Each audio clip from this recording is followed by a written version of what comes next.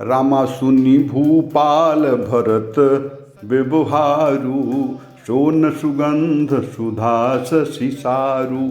मुदे सजल नयन पुलकेतन, सुजसु सराहन लगे मुदित मन। सावधान सुनु सुमुखि सुलोचनी, भरत कथा भव बंध विमोचनी। धर्म राजा नय ब्रह्म विचारी, यहाँ जथा मति मोर प्रचारु। सो मति मोरी भरत महिमाही, कहे कहा छली छुअति न छाही। विधि गणपति यही पति शिव सारद, कवि कोविद बुध बुद्धि विशारद। भरत चरित कीरति कर तूती, धर्मशील गुण विमल विभूति। समुझत सुनत सुखद सब काहू, शुचि सुर सरी रुचि निदर सुधाहू। निरवधि गुण निरूपम पुरुषु, भरतु भरत समजानी।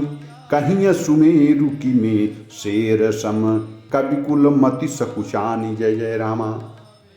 सोने में सुगंध और समुद्र से निकली हुई सुधा के चंद्रमा के सारे अमृत के समान भरत जी का व्यवहार सुनकर राजा ने प्रेम विहाल होकर अपने प्रेम आंसुओं के जल से भरे नेत्रों को मूंद लिया।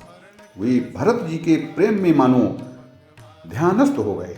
वे शरीर से पुलकित हो गए और मन में आनंदित होकर भरत जी के सुंदर यश की सराहना करने लगे।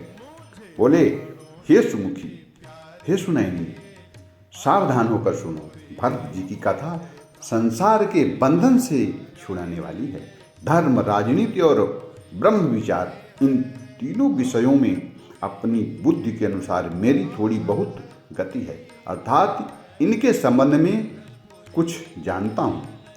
वह धर्म और राजनीति और ब्रह्म ज्ञान में प्रवेश रखने वाली मेरी बुद्धि भरत जी की महिमा का वर्णन तो क्या करे, छल करके भी उसकी छाया तक को नहीं छुपाती। ब्रह्मा जी, गणेश जी, शेष जी, महादेव जी, सरस्वती जी, कवि, ज्ञानी, पंडित और बुद्धिमान सब किसी को भरत जी के चरित्र, कीर्ति, करनी, धर्मशील गुण और निर्मल ईश्वर समझने में और सुनने में सुख देने वाले हैं, और पवित्रता में गंगा जी का तथा स्वाद मधुरता में अमृत भी तिरस्कार करने वाले हैं।